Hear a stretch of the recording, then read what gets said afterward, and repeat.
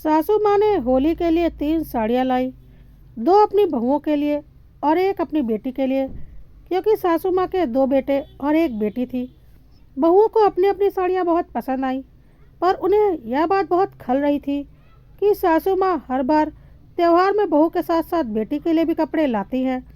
और इस बार उन्होंने बोल ही दिया, दीदी की शादी को तो इतने साल हो गए हैं, आप अभी तक दीदी को त्योहार पर कपड़े क्यों देती हैं? तो सासू माँ ने जवाब दिया, हाँ तो मेरे 3 बच्चे हैं, 2 के लिए मैं लेकर आऊँ और अपनी बेटी के लिए साड़ी ना लाऊं? मेरे जीते जी तो ऐसा नहीं होगा।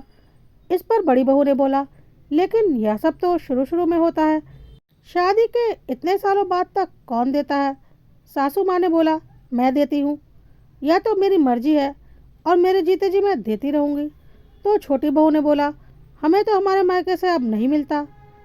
इस पर सासू माँ ने बोला, वह तुम्हारे माता पिता जाने, मुझे उससे क्या। मैं और पापा जब तक जीवित हैं, जैसे मैं तुम दोनों को दूंगी, अपनी बेटी को भी त्यौहार दूंगी। लेकिन दोनों बहुएं आज सासू माँ से बहस के मूड में थी, क्योंकि उन्हें पसंद नहीं था कि सासू माँ अपना एक पैसा भी अपनी बेटी के ऊपर खर्च करें। और गुस्से में उन्होंने बोला, वाह मम्मी जी, रहती हमारे साथ है, खाती हमारा है और चिंता बेटी की रहती है। क्या करती है आपकी बेटी आपका?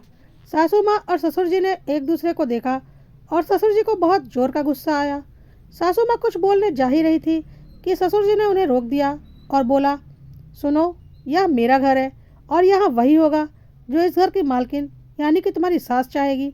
हम तुम्हारे साथ रहते और खाते नहीं हैं, बल्कि तुम हमारे साथ रहते और खाते हो।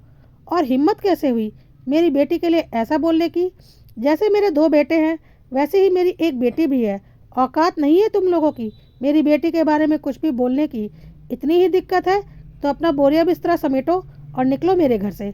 यहाँ माँ बाप की कमज़ोरी होती है कि घर की बहुएं घर की बेटियों से उनका मायका छीन लेती हैं। यह माँ बाप की गलती होती है कि बेटे बहू के दबाव में आकर वह बेटियों से दूरियां बना लेते हैं।